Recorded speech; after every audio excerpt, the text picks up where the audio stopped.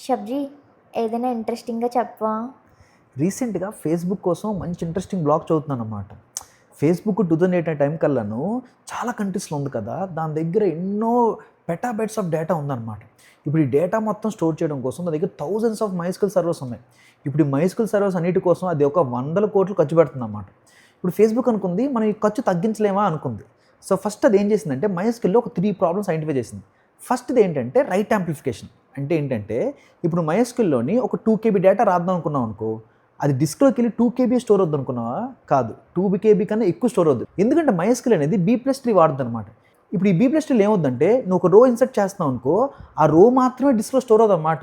ఆ రోకి పైనున్న రోస్, కిందున్న రోస్ అన్నీ కూడా అప్డేట్ అవుద్దనమాట. సో, నువ్వు 2 కేబీ డేటా అప్డేట్ చేసినా ఒక 8 కేబీ డేటా డిస్క్‌లో స్టోర్ అవుతుంటదనమాట. సెకండ్ ప్రాబ్లమ్ ఏంటి అంటే హార్డ్‌వేర్ వేర్ అండ్ టేర్ అనమాట. అంటే ఏంటంటే ఇప్పుడు రైట్ యాంప్లిఫికేషన్ ఉంది. నువ్వు చాలా ఎక్కువ రైట్స్ డిస్క్ చేస్తున్నావు అన్నమాట. తక్కువ డేటా కోసం కూడాను. ఇప్పుడు ప్రతి హార్డ్వేర్ కూడాను కొన్ని రైట్ సైకిల్స్ ఉంటాయన్నమాట. అంటే ఏంటంటే ఆ డిస్క్‌లోని నువ్వు అన్ని సార్లే రాయగలవు అని చెప్పేసని. ఇప్పుడు నువ్వు చాలా ఎక్కువ సార్లు రాయడం వల్ల హార్డ్వేర్ సైకిల్స్ వేరంగా అయిపోయావన్నమాట. దీనివల్ల ఏమైందంటే ఫేస్‌బుక్ సిస్టమ్‌లోని చాలా సార్లు హార్డ్ డిస్క్‌లు రిప్లేస్ చేయాల్సి వచ్చేదన్నమాట. థర్డ్ ప్రాబ్లమ్ ఏంటి అంటే ఇండెక్స్ ఫ్రాగ్మెంటేషన్ అన్నమాట. ఇందాక మనం డిస్కస్ చేసుకున్నాం కదా! మైస్క్యూఎల్‌లోని B+3 వాడతాం.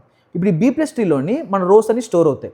ఇప్పుడు నువ్వు కాన్స్టెంట్‌గా రోస్‌ని అప్డేట్ చేయడం, డిలీట్ చేయడం, అప్డేట్ చేయడం, డిలీట్ చేయడం ఇవన్నీ చేయడం వల్ల రోస్ మధ్యన గ్యాప్స్ ఫార్మ్ అయిపోతాయన్నమాట. ఈ గ్యాప్స్ ఫార్మ్ అవ్వడం వల్ల ఫ్రాగ్మెంటేషన్ అనే ఇష్యూ వస్తుందన్నమాట. సో, నీ దగ్గర ఒక 10 టీబీ హార్డ్ డిస్క్ ఉన్నా కూడాను దాంట్లో ఒక 2 టీబీ, 3 టీబీ ఇలాంటి గ్యాప్స్ వల్ల వేస్ట్ అయిపోద్ది. ఇప్పుడు దీన్ని సాల్వ్ చేయడం కోసం మైస్క్యూఎల్ దగ్గర చాలా కంప్రెషన్ టెక్నిక్స్ ఉన్నాయి. కాకపోతే ఈ కంప్రెషన్ టెక్నిక్స్ ఏవి కూడాను ఫేస్‌బుక్ స్కేల్‌కి పనికిరాదన్నమాట. సో, ఫేస్‌బుక్ అనుకుంది నీదంతా కాదు, నేను మైరాక్స్ అని వేరే ఒక ఇంజిన్‌నే తయారు చేస్తాను అని చెప్పేసని ఆ ఇంజిన్ తయారు చేసిందన్నమాట.